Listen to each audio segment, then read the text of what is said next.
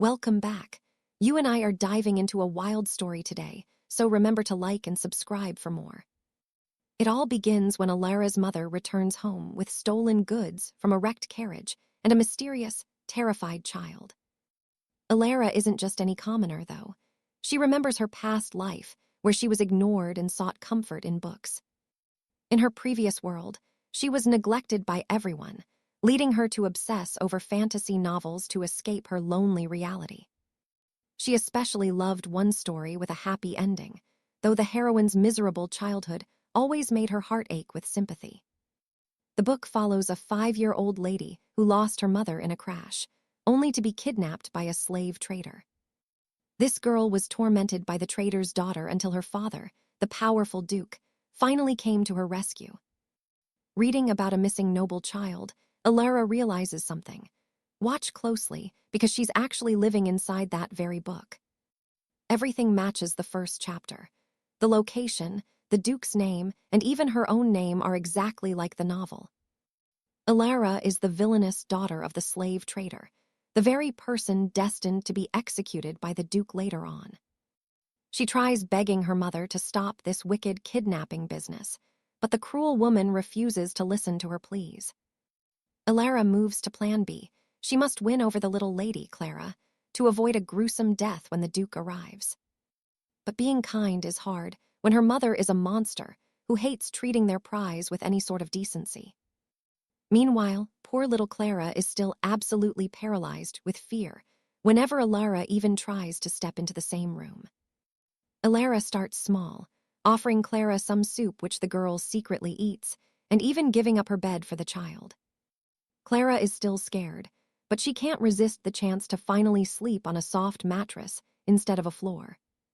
When Alara finds her crying, Clara flinches away. Alara gets it, to this poor child, she's just another captor. But the next morning, Clara is actually sitting nearby instead of hiding. It's a tiny sign she's starting to feel safe. Just as Alara starts to feel hopeful about their bond, her nasty mother screams for her, ruining the peaceful moment instantly. She leaves Clara with a warm cup of milk to comfort her before heading off to face her mother's latest tirade. You and I can see how much things have changed. That night, Clara rushes forward to give Alara a tight hug. The girl says nothing, simply burrowing deep under Alara's blankets. But when Alara opens the window, Clara starts to panic. Alara slams the window shut, realizing the storm is a trigger. It rained the day Clara was stolen from that carriage. The sound of the rain is pure trauma for the girl. It brings back memories of the accident and the kidnapping. Seeing her so upset, Alara decides to share a secret. She tells little Clara that she's actually terrified of thunder, too. She promises that if they cover their ears together, the scary sounds won't be able to reach them in the dark. She gently holds Clara's ears, and that touch finally calms her. Though, let's be real, hands won't block out the thunder. They decide to sleep side by side, while Alara keeps Clara's ears covered. It's the sweetest thing I've seen all day. Alara whispers a promise that Clara will be happy soon, and that she has nothing left to worry about anymore. Across the kingdom, Duke Alaric is finally preparing to head where his long-lost daughter is said to be found. The two girls grow inseparable. Today, Clara proudly shows off a new drawing, beaming with pride at her very first friend. They're having fun until Alara mentions the word mother while playing. She's shocked when Clara doesn't even react to the word. She fears Clara has suppressed her memories, but then the girl spots a picture of a grand mansion in the newspaper. Clara asks about the beautiful house, and Alara softly explains that she'll return to a magnificent home of her own soon.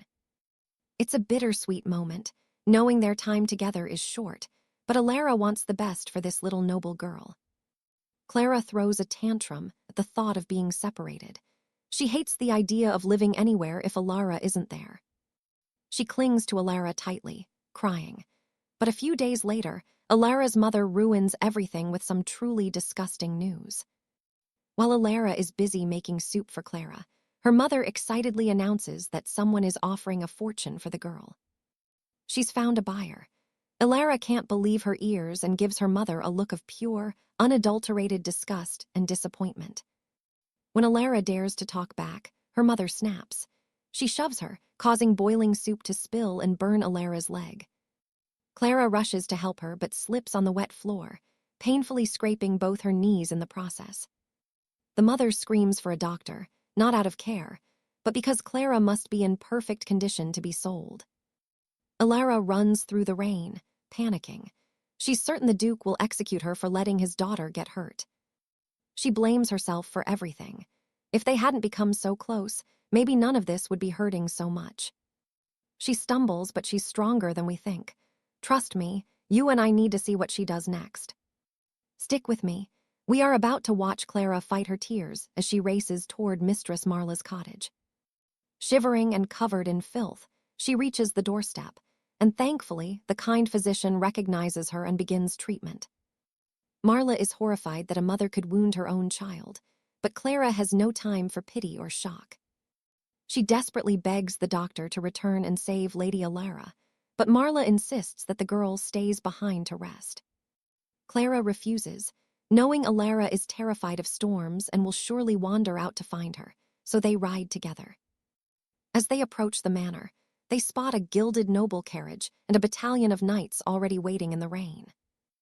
Now pay attention. This is the fated night Alara returns to her family, while Marla suggests they quietly slip away. Clara watches Alara being led away, relieved her friend will finally find safety and a much better life. She is stunned by the doctor's kindness, worried that helping her escape might bring trouble to the physician later. Marla simply scoffs, noting that the mother's crimes are her own, and Clara should not carry that heavy burden. As the carriage fades, memories of the sweet little Lady Alara flood back, making her heart ache with sudden loneliness. Despite the danger, Clara realizes she isn't quite ready to say goodbye to the girl who changed her whole world. They watch from afar as her wicked mother is arrested before quickly retreating, before any soldiers can spot them. Marla is a saint, treating Clara like a daughter, and since her son Isaiah is away training as a knight. She even offers Clara a home to study medicine, a kind gesture that the young girl truly appreciates from her heart. Clara decides to return home to think, but finds the cottage trashed and her former life there in absolute ruins. I know what you are thinking, is this the end? Well, little does she know, Alara hasn't truly left her behind.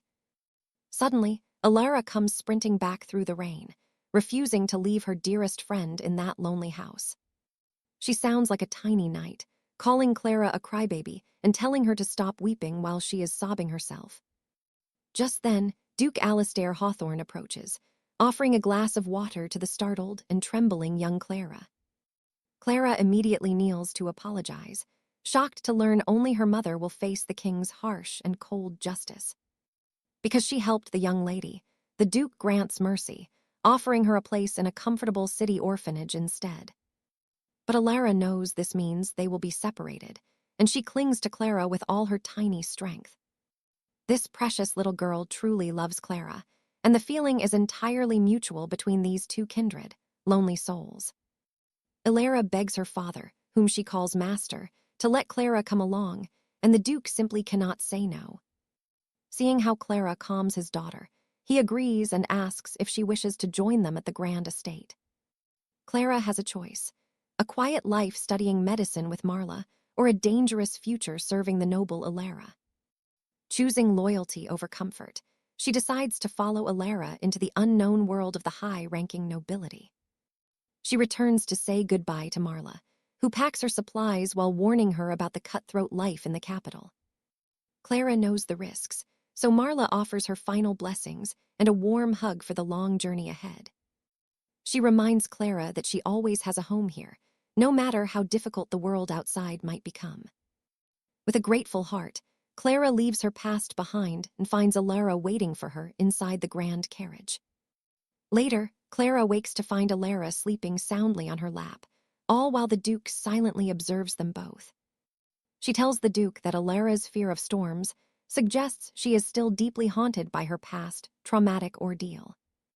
He intends to give his daughter plenty of time to heal, admitting he still feels uncertain about his role as her father. Clara confidently tells him that Lady Alara shines with his same brilliance, a bold statement that truly surprises the Duke. The Duke receives a sudden, urgent summons to report back to the king, forcing him to ride ahead toward the mansion alone. They finally arrive at the manor, where they are greeted by Master Higgins, the butler, and his wife, Mistress Martha. The butler leads Alara away, leaving Clara alone with the stern Mistress Martha, who seems like a real terror. She prepares a bath for Clara, but the water is scalding, so the girl tries to cool it down herself. Mistress Martha snaps at her for not asking for help, leaving the poor girl trembling in absolute, sheer terror. The woman pours the cold water herself, and as Clara bathes, Martha notices the girl's old, fading bruises. Her face softens as she begins to gently apply healing salves to Clara's injured and small, tired body. Clara thanks her shyly, but the woman insists on being called Grandma, proving her tough exterior hides a heart. And trust me, you and I will love seeing her shine. All right, you and I are about to dive into a story of noble secrets and unexpected family bonds. Luckily, Mistress Higgins gives them her blessing to spend the night in the same room. Melody wakes up to a young boy insulting Loretta, and she immediately recognizes him as none other than Lord Ronnie Baldwin. Pay attention, because Melody shuts him down the second he tries to wake his sister up. He is completely caught off guard by her boldness, causing his temper to flare up instantly. He stumbles, and though she offers a hand, he assumes she is just another gold-digging commoner. He thinks she is lying to infiltrate the manor, demanding she leave before storming off in rage. Melody is not surprised at all. She knew this was coming, but did not expect enemies so soon. Days later, the Duke returns to the estate and is greeted by an excited Loretta dreaming of being wealthy. It is a precious moment between father and daughter, until a group of frantic maids suddenly interrupts the scene.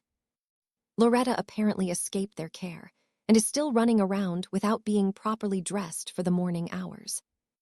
Inside the manor, the Duke orders Higgins to remove every sharp object because he notices how much Loretta enjoys running around.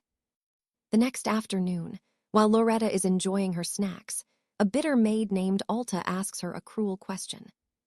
The maid questions if she is truly the Duke's blood, but Loretta just shrugs it off because Melody already told her the truth. She ignores the insults, but the maid persists, claiming that only the word of a high priest can prove it. Unless the church confirms her lineage, she is nothing, so she had better start behaving like a proper lady. She even threatens that Melody will be imprisoned for lying if the test fails, making poor Loretta start to panic. That night, Loretta begs for advice on how to act like a perfect noble in front of the Duke. I know what you are thinking, but Melody says breathing is enough. Is that enough for a Duke?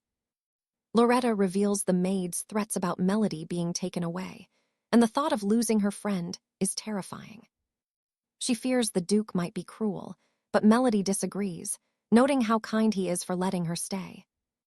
Melody explains that the Duke ordered all the dangerous glass ornaments removed, just to keep the two girls safe from harm. Hearing this makes Loretta finally trust her father, and she starts to truly like him for his hidden gentle side. Now watch this. The Duke overhears them talking, and his heart flutters as he prepares gifts for the kids. He specifically wants the gifts to be blue. It is such a random request, but he clearly wants to impress them. The next morning, the girls receive stunning blue hats. Loretta is over the moon, racing around in her new gift. Melody feels unsure if she deserves such a grand gift and decides she must thank the Duke in person immediately. Master Higgins tries to reassure her, promising to pass her message of gratitude along to the Duke when he returns. He mentions the Duke would be delighted to see her wearing his present, so she finally decides to try the hat on. It looks absolutely perfect on her. Meanwhile, Loretta runs into Alta, who immediately starts questioning the girl about the Duke. She asks why the Duke is being so friendly, arrogantly assuming Loretta is only successful because she followed her advice. Alta keeps up her bullying until Loretta has had enough, running straight to Mistress Higgins for help with the situation. Mistress Higgins looks absolutely terrifying as she listens, while our clever little Loretta repeats every single word the maid said. Alta starts trembling in fear, desperately lying that the young lady must have misunderstood her because she is still just a child. She has no idea that Loretta is far sharper than she looks and remembers every single cruel word she uttered. This is not something a child could invent.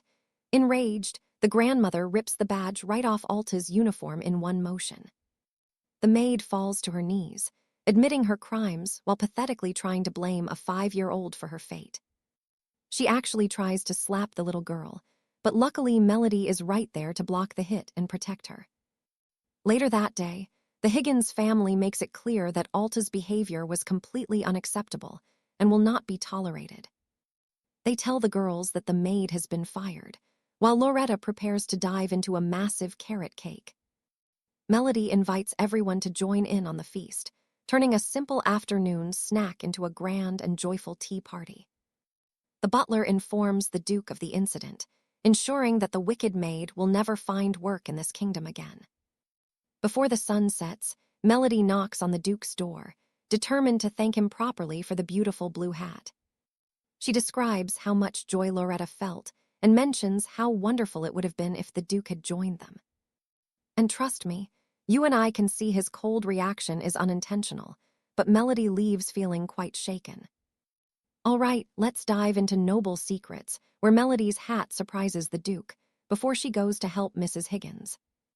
Melody tells the cook she loves being helpful, so Granny gives her some peeled peanuts while issuing a warning.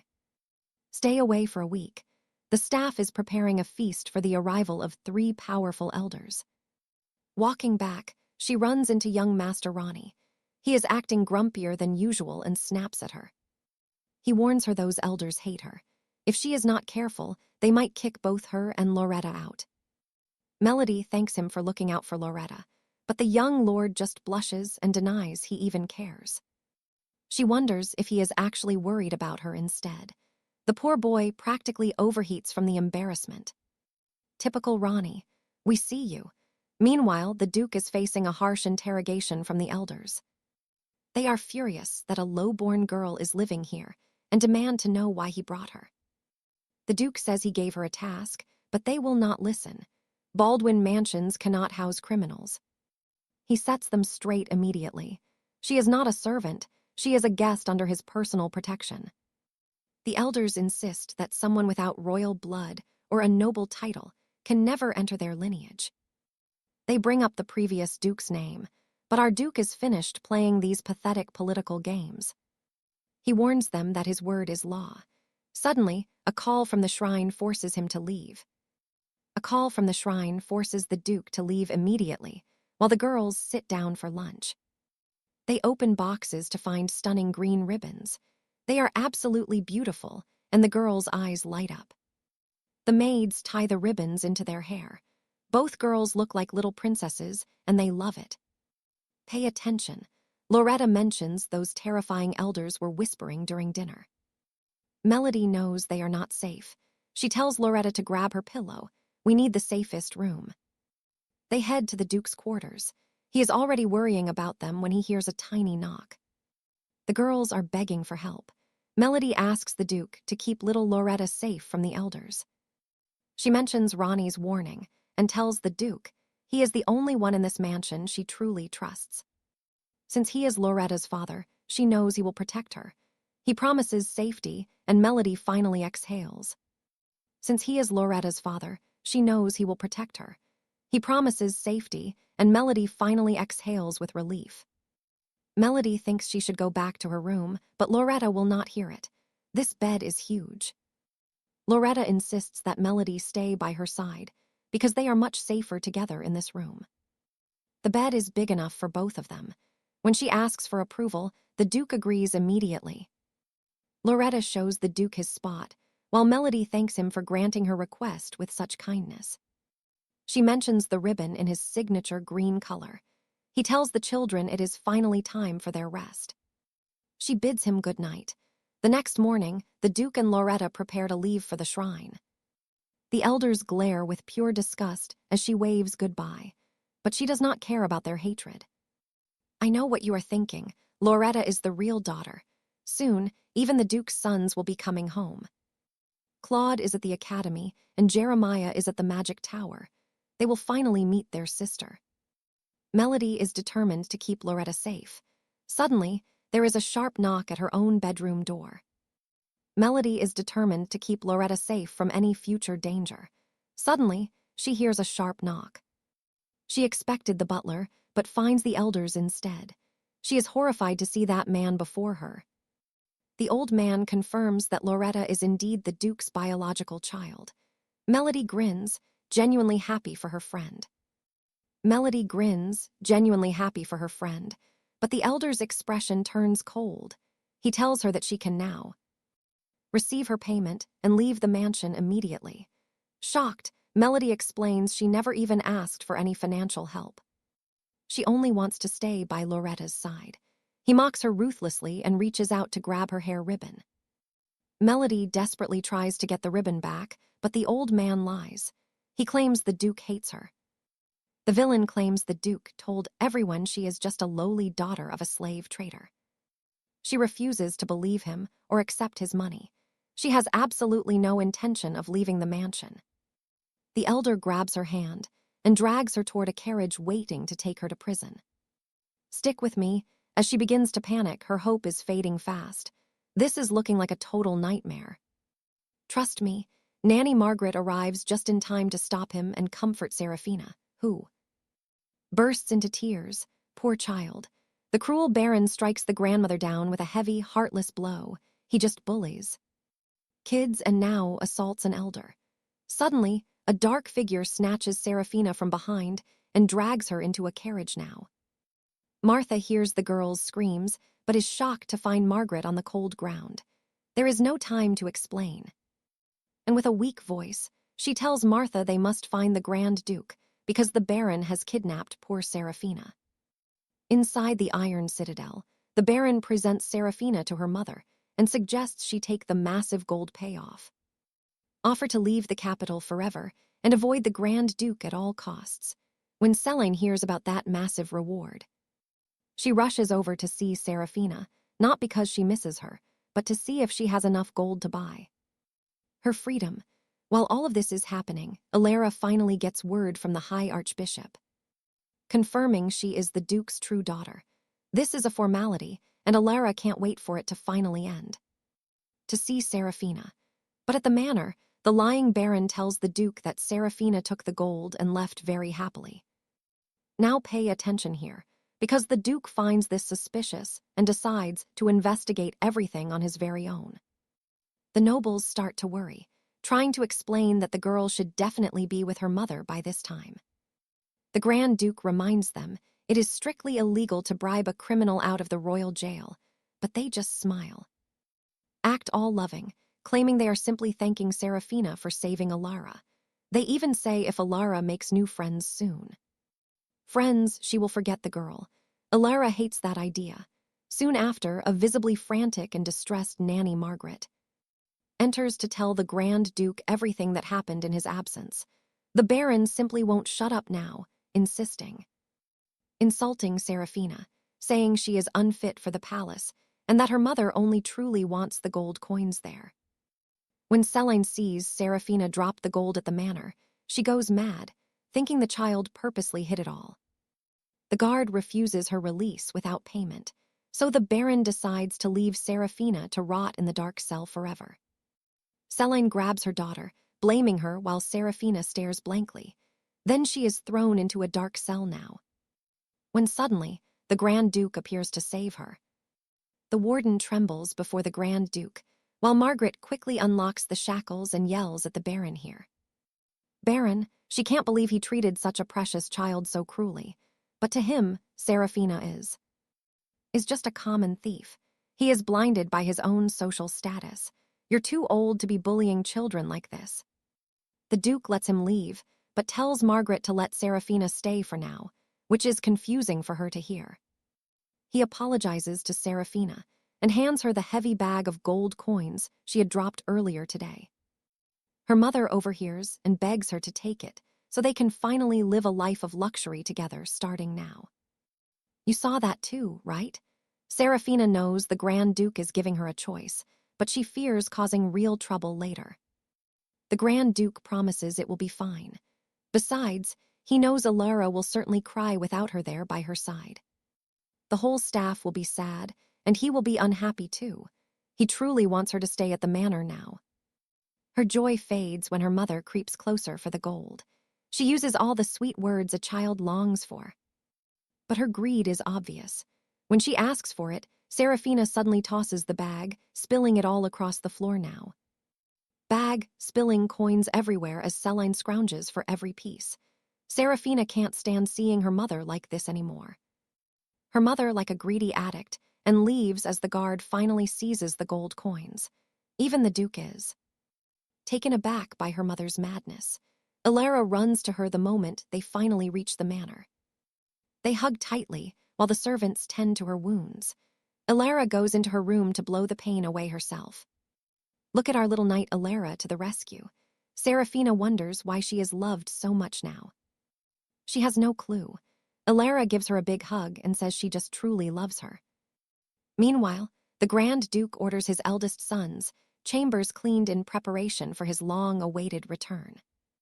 Martha notices Alara is upset and asks her many questions to find out what is truly wrong. She promises to keep her secret. The little girl tells Martha what her brother said. They aren't family. She wants to live with Serafina forever, but it now feels totally impossible. Our little angel even wishes her father had fathered Serafina too, to keep the family together. Trust me, you and I will love Martha's plan for Serafina. All right, you and I are diving into a story where a small girl's dream changes everything. But her colleague scoffs. There is no way commoner Melody could ever marry the Duke's son. Little Loretta overhears the whole scandalous conversation and decides that marriage is the only real solution. She thanks Patty and bolts, leaving the poor maid completely drained of her very soul. Meanwhile, Melody shows the Lady Dowager her bruises, telling her she doesn't mind the scars. That makes Granny furious. She can see Melody has survived far too many hardships at a young age. Determined to care for her in her own way, she mentions the Duke's heir is finally returning home. Melody's duty is to serve the young master tea every day, so she can learn noble etiquette by watching. She's nervous at first, but decides to give it a try, which makes the old woman very happy. Granny warns her not to upset him, and Melody rushes to hug her for being so kind. She knows this is just Granny's way of showing love. Then Higgins greets the young master home. His father is away at the palace, but there is a special guest here whom Claude will enjoy meeting. Melody is shocked to see Lord Claude, already playing in the garden with Loretta ahead of schedule. She watches from the window, remembering that in the novel, Claude Baldwin is the capital's perfect brother. He is handsome and talented, adoring Loretta and making him the absolute ideal gentleman for this story. Plus, Claude was her favorite character. After introducing herself, she offers to bring Loretta her sun hat. Loretta rushes up to her, mustering all her courage to ask her a very important question. Watch closely, because Loretta is about to ask a question that will absolutely surprise both of us. She gives her a flower and asks Melody to marry her so they can be happy together. Everyone is stunned, but Melody just hugs the little girl and promises to make her even happier. Melody notices Claude watching them, realizing he's actually quite jealous of their close bond. That afternoon, she prepares to serve him his tea, but her heart is racing as she stands outside. Standing in front of his study door, she is so incredibly nervous that she really does not know what to do. She knocks, reminding herself that she's done nothing wrong and Loretta just wanted to play. Claude opens the door and asks if she's only learning etiquette just so she can stay by Loretta's side. She confirms she will do whatever it takes to stay, and Claude suddenly shuts the door right in her face. She's left wondering if she offended him, and for days after, he continues to turn her away. He shuts the door, and you and I can see she is really worried she offended him again. From that day on, she tries to approach him, but he turns her away as they hate liars. She apologizes for lying and admits She has no desire for etiquette and lacks confidence as a nobody. Claude thanks her for opening up and says there is absolutely nothing for her to apologize for. She's confused since she assumed he was angry, but Claude just ends the chat and shuts his door. The next day, she delivers his tea again, still feeling unsure if they are finally on good terms. Claude's out, so she's safe today, allowing her to just leave the hot tea and return. She goes to leave the cup of hot tea, but Claude suddenly appears and scares her into dropping the pot. Claude quickly shields her face from the boiling tea, but he ends up burning his own hands in the process. Melody starts to freak out, but Claude calmly moves her to the couch and tells her to calm down. He asks her to close her eyes and ears, and when she finally finishes counting, he is actually smiling. She feels much better and apologizes, but Claude says he is the one who should be sorry. He admits he rushed home specifically to see her, even though she thought he wanted her gone. He finally confesses that he was actually just jealous of how much his sister loved her. Then he mentions that, when a Baldwin falls in love, they lose all control of their own hearts. Melody thinks he means sisterly love, and he just goes along with her naivety and keeps his secret. He then changes the subject, giving her advice to always act proudly in any situation. Claude leans in and says he'll bully her, and trust me, you and I both want to see what's next. All right, you and I are about to see how this clever young noble plays his cards. It's been days since Melody started working at Lord Claude's table, helping him transcribe his notes. He just sits there sipping tea while watching her work. She's actually enjoying herself, but things. Claude won't even tell her what she's writing. Then, she runs right into a noble who clearly hates her. She suspects this noble is behind a future disaster from the novel. While she's deep in thought, a maid leads her to the Duke's study. To her shock, the Duke presents her with a beautiful green ribbon. Melody is confused, wondering if the old man sent it back, but that's not it at all. So she gratefully thanks the Duke for the gift, but then he spots ink stains on her sleeve. Melody panics and apologizes immediately, explaining she was just writing. The Duke sees right through her reaction to her dark past. She was treated so poorly that she's now a child who constantly apologizes for every little thing. He pats her head, praising her hard work while expecting another apology. But this time, something changes. She says thank you instead, making him smile. Real progress. He hands her the ribbon and explains. She needs this so everyone knows she has the Duke's protection. Later that night, she begins her stakeout. Now watch this. She's guarding Lady Loretta's room, knowing a saboteur is coming to destroy everything. Suddenly, Claude appears and demands to know what she's doing. Luckily, she invents a very convincing lie. She claims she overheard some officials plotting something evil, but that only makes the young lord worry more. He insists she should have told an adult, meaning him. I mean, he is only 15 after all. He offers her a warm meal and promises that guards will be patrolling the area all night long. She's totally relieved, realizing how mature he is. But when she finally returns to her own room, every single gift she ever received has been smashed to pieces. She's changing the plot without even knowing. Instead of targeting Loretta, the villains turn their rage on her. She's devastated, but she chooses to be brave. She's just glad Loretta is safe. The next day, the bitter elders are finally preparing to leave. But they won't go quietly. They have the nerve to warn the Duke that people will laugh at his family for letting a commoner stay in his house. The Duke just gives them a terrifying, lethal look. He's ready to handle anyone who insults his name. Then, Melody walks out, wearing that ruined ribbon with pride. She's actually furious inside, but remembers Claude's advice to keep her cool and never show panic. Her noble attitude drives the elders crazy. The Duke is about to silence them, but then Melody speaks. She stands her ground, admitting her mother's crimes while acknowledging the Duke's immense kindness toward her. As she holds her ribbon, the nobles try to use it against her, claiming she's just being careless. I know what you're thinking, is she going to let them win? Nope, watch this. She points at the villain who broke her ribbon. The Duke immediately checks if she's hurt. He's getting furious, but Melody stops him. She calls them childish for holding a grudge against a kid. She doesn't want a harsh punishment, so the Duke simply throws the man out of the estate forever. Later, Granny Higgins fixes the ribbon while cursing those lunatics, promising to repair Melody's hat as well. Melody is thrilled, but once she's back in her room alone, she breaks down in tears. She hates that she couldn't protect her treasures.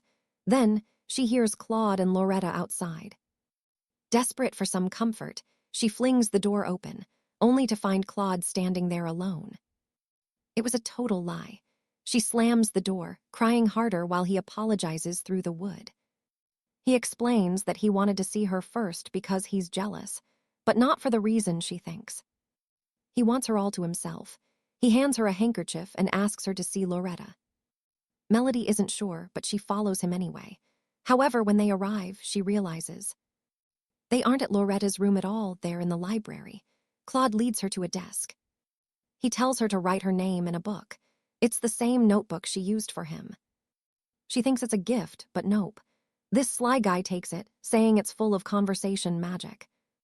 He shows her shelves of family records. Trust me, you and I are witnessing a legendary bond. All right, you and I are watching a legend begin as Claude asks Melody to add her research to their family library. He promises it will be credited to Lady Melody of the Baldwin House, which shocks her since she is a commoner. But Claude sees no issue and even jokes that she can just marry into the family to make it all official. He acts totally innocent while teasing her, saying he only meant marrying little Loretta since she loves Melody so much. Melody blushes, explaining she cannot marry into a duke's house, but she truly wishes to stay by Loretta's side forever. Claude is secretly thrilled she is staying, so they head off to Loretta's chambers where the sweet little girl greets them. Sweet Loretta quickly hugs Melody and asks if she likes the special gift her big brother gave to her. Melody is confused until she realizes the gift is her own notebook, now placed on the shelf and warded with magic. Loretta and Claude are both beaming with pride as they watch Melody finally feel like she truly belongs there. Meanwhile, the Duke and Master Higgins discuss Melody's future, knowing she needs a stable rank within the kingdom's nobility. The Duke cannot just give her to anyone, and adoption is blocked because Ronnie is dead set against the idea. Now pay attention here, because we all know why Ronnie is being difficult. Melody is in a real bind. Her mother's execution date is set, and the wicked woman is demanding Melody stay by her side until the very end. She is trying to traumatize her own daughter one last time. Unbelievable. The next day, the Duke brings this up. He tells Melody she has every right to refuse her mother's request, knowing how cruel the woman has always been. Melody knows her mother only wants to use her for comfort, showing just how incredibly selfish she is even now. But this time, Melody chooses herself and refuses to get hurt again, which makes the Duke feel incredibly relieved for her. It is finally time for our girl to walk a flowery path. No more pain from that terrible mother. The Duke offers to sign the papers himself, but Melody insists on doing it so she can be truly free. He agrees and sends Claude to escort her to the prison. On the carriage ride, she struggles with her new gloves.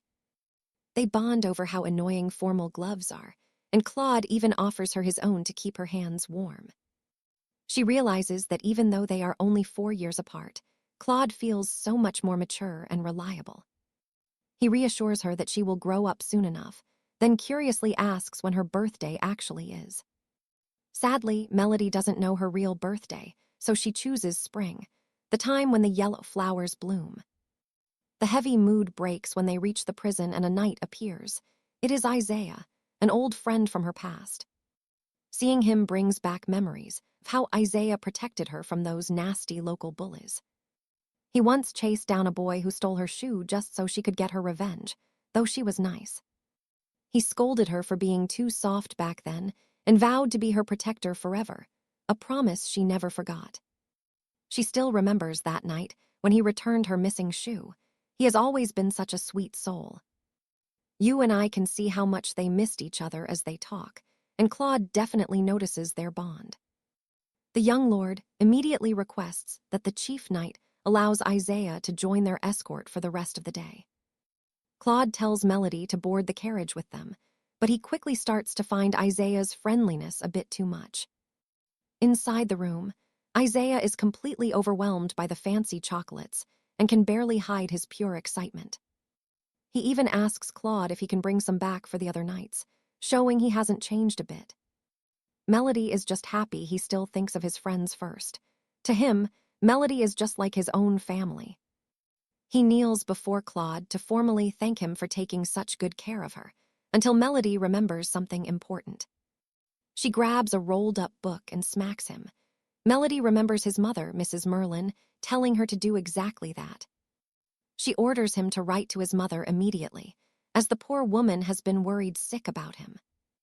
Isaiah had been avoiding it, thinking he was a disgrace for becoming a knight instead of studying medicine like she wanted. He was terrified she would be angry, but Melody shouts that his mother is already disappointed because he hasn't written. Hearing that, he finally agrees to write a letter, though the poor guy has no idea how to start one. He asks if a single sentence is enough, but Melody is just as clueless. Neither of them has ever written one. They both turn to look at Claude, the only person there who actually knows how to be a proper noble.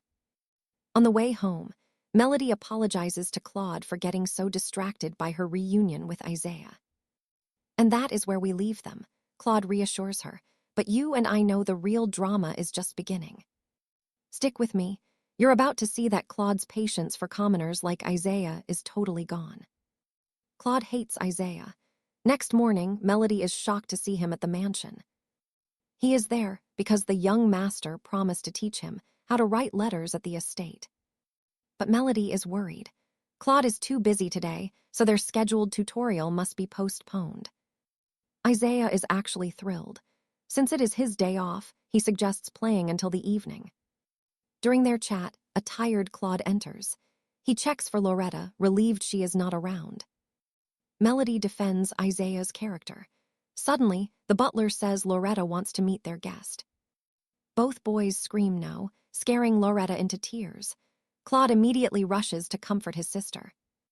To stop her from crying, they all ended up staying together in one room. You saw that, right? Isaiah practices writing while Loretta draws and Melody watches his speed. He is clearly the smartest kid in the village. Claude hands her paper to write too. She has no clue who to message. He whispers she should write someone close to her. She misses his signal and writes to Loretta instead. Claude just watches in disbelief. He tells her to just send it. Loretta is overjoyed to receive her own letter. The girls swap papers and hug. Melody tells Loretta how much she loves her. Before Isaiah leaves, Melody warns him to write home. Claude helped him immensely today. He agrees, but begs her never to see her mother again. He fears heartbreak. He was terrified seeing her at the prison, but relieved she chose to walk away. Isaiah knows her heart. He says ignoring her mother's wish is the best revenge. Melody agrees. She has decided that her days of suffering for that woman are over. Later, she and Claude visit the mailman. She's happy her letter will arrive soon. The courier asks where Claude's birthday gifts should go. He directs them to the academy. Melody thinks his birthday is tomorrow, but it is just a check for gift carriages. The mailman promises her many gifts too, as a special guest of the Duke. He asks for her birthday. Since she doesn't know, she says it's in the spring. The man realizes he touched a nerve. He offers to deliver gifts any spring day. Melody tries to stay positive, but deep down, the mystery makes her feel lonely. Claude senses her sadness. He suggests asking her mother, knowing she is truly curious. Now look at Claude paying close attention. You and I both know he cares. Later, the butler brings a visitor. It is the mailman, returning to apologize for earlier.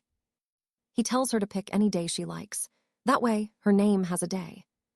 He adds that everyone deserves joy on a special day. His kindness moves her heart. Melody decides to follow Claude's advice. She will visit her mother for the truth. As she nears the prison, Isaiah's warnings haunt her. She must fill the void. Claude joins her, feeling guilty. He offers to go inside to protect her from trouble. She insists on going alone. Claude decides to wait while she faces her mother. A mysterious man follows her inside. She walks through stone halls with a knight. She notes this is a noble prison. Her mother is still living in relative luxury. Hearing those words makes Melody reconsider Claude's advice about finally meeting her mother. Approaching the prison, Isaiah's warnings echo in her mind, but she is now finally determined. She must face her mother to heal the hollow ache deep inside her heart once and for all. Claude joins her, feeling responsible for her change of heart. He offers her his protection. She insists on going alone. Claude agrees to wait inside the carriage while she faces her past. He spots a stranger trailing her as she enters the halls with a knight in tow. You and I just witnessed her enter the lion's den. Let's see what happens next. Stick with me. We're jumping into the moment someone grabs Alara, and it is Julian trying to run. He grips her wrist, convinced she is only here on the Duke's orders, and believes the house is using her. Julian is sure the nobles forced her to visit, but Alara suddenly pulls her hand back from his. She tells him flat out that this was her choice. Julian simply cannot believe what he is hearing. He yells in a blind rage, vowing that he won't allow it. He will never let her be hurt by that woman again. Suddenly, Alaric steps in and orders him to let go. He's just trying to protect our girl, honestly. Watch, Julian is even more enraged now. He blames the Lord for bringing her here and asks why they lack heart. Alara watches his reaction closely. She realizes he is only angry because he wants to protect her. She explains the Duke actually tried to stop her. She's here by her own free will. Hearing this, Julian loses his temper once more, his voice starting to shake. He desperately wants her to leave her wicked mother behind and finally live a truly happy and peaceful life. She holds his hands to calm him, explaining that she has one vital question she must ask her mother. Visiting doesn't mean she has forgotten the past. She's already decided to start living for herself now. With a gentle smile, she says she is fine, but Julian remembers her saying that while being bullied. He doesn't believe her. The young master orders the knights to remove him, and Julian finally yields. Alara's escort apologizes and leads her to the cell, while Alaric waits patiently in the stone hall. Inside, her mother puts on a fake act of worry, immediately rambling about her own selfish escape plan. Alara stays silent, knowing her mother is just fishing for pity, so she cuts the woman off. She isn't here for an apology. She only cares about one thing, finding out her exact birth date. Her mother breaks into a sweat at the sudden question, claiming she was kicked out and does not know. It isn't the answer Alara wanted. As she turns to leave, her mother begins screaming her head off. She yells that Alara should be grateful she survived that exhausting day of birth. She reveals it was spring, but snowing that day. Nights were everywhere, and no one would open their door for her. Every house was locked tight. No one would offer a pregnant woman any shelter on that wintry day. I was almost touched for a second, until her mother started blaming Alara for all her misery. That woman never changed, and that is for the best. Alara can finally walk away without feeling any guilt. The hatred in her eyes is so intense, she might have killed her own daughter without those bars. After her final goodbye, she meets Alaric. He is oddly charming, praising her bravery with a warm smile. They head home, and that night, she visits the Lord in his room to plead for Julian's mercy. She explains that Julian has protected her since they were children and was only acting out of care. The Duke reconsiders the punishment, which is a relief, but Julian will not get off entirely for free.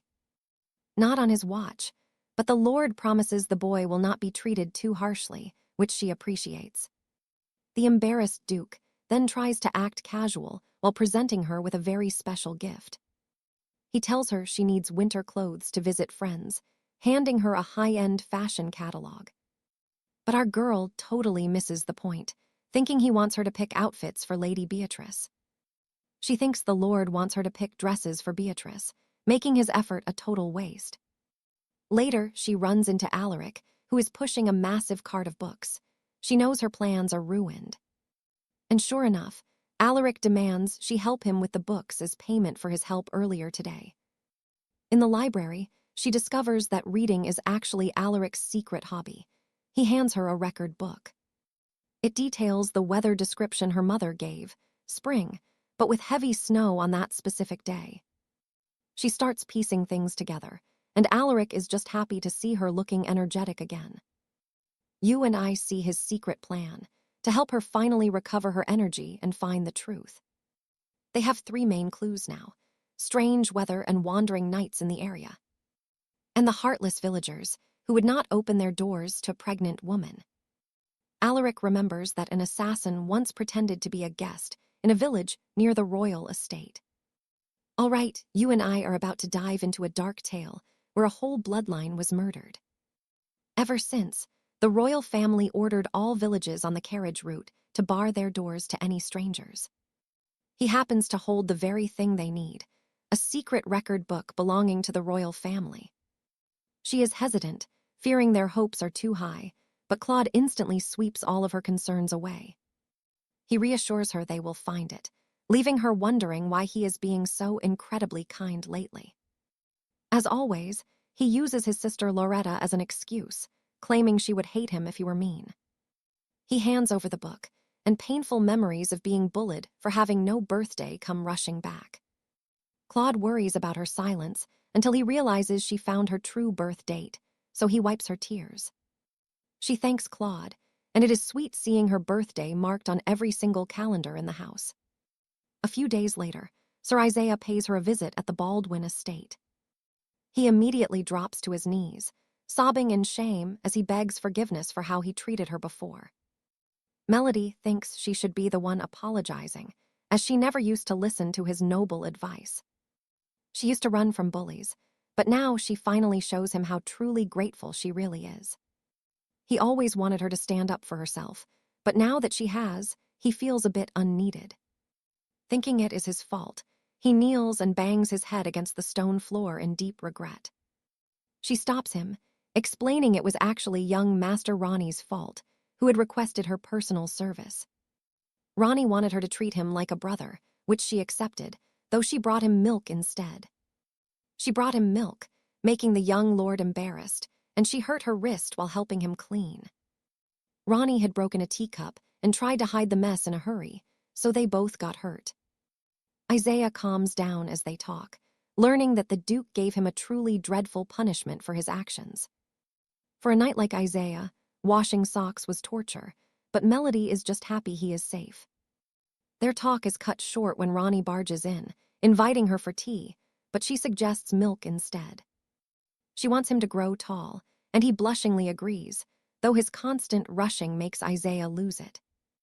They end up in a heated card game, betting that Ronnie must stop treating Melody like a common maid. While the boys keep bickering, little Loretta wins the whole game with a royal straight flush and gets a hug. Ronnie is a total sore loser and challenges Isaiah to a completely different kind of contest right now. Now pay attention here. This is where the game turns into a daring heist for a secret record book. They must sneak into Lord Higgins' office to retrieve it, a plan that gives poor Melody a massive headache. But Isaiah is far too competitive to back down from a challenge like this one. For decades, the Higgins family has served the House of Baldwin as their most trusted head stewards.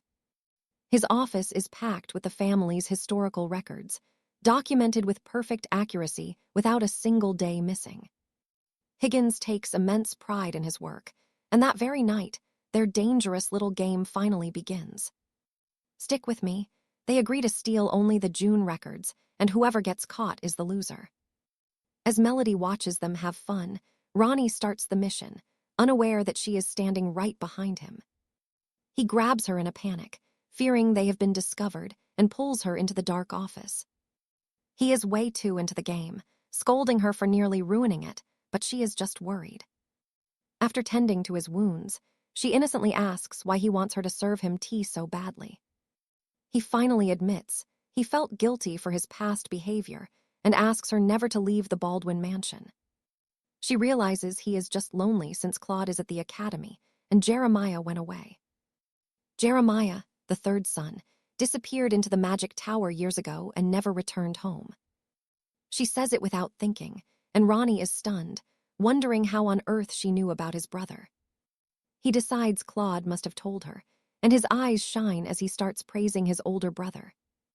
He insists she stay forever, but she knows that one day she will become an adult too. And that's where we leave it. You and I both know someone just walked through that door.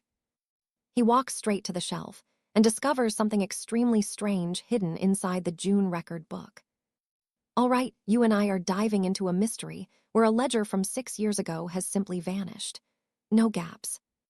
Between the records on the shelf, she realizes it was never there. She questions why Ronnie only wanted June records. It turns out Claude was the one who taught him this game. She begins sensing a deeper secret.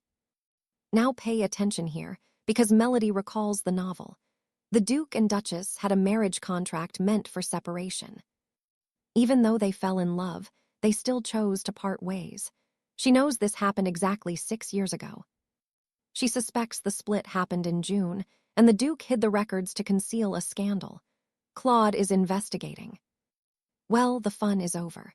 The old nanny creeps up behind them and catches the little conspirators in the act. Let's pause for a second. Look at Melody back at her routine the next morning, writing notes in the study. He realized she used him as an alibi last night, but he's curious. How exactly does she know Lord Jeremiah? In this great house, Jeremiah is a forbidden name. The Duke was devastated when his third son left for good. No one speaks of him anymore. Melody has no more excuses to hide, but Claude just flashes a playful smile. He actually asks her to be his secret-sharing partner. She immediately declines, knowing he'll just dump more work on her. But wait, it turns out Claude's holiday is over. He is heading back to the Royal Academy tomorrow morning. And that's the story so far. Trust me, you're going to want to see how this bond grows. Hit subscribe and turn on notifications for all the latest updates on this story. Be the first to see the next chapter when it drops. We truly appreciate all the incredible support you always show us. Next time, guys.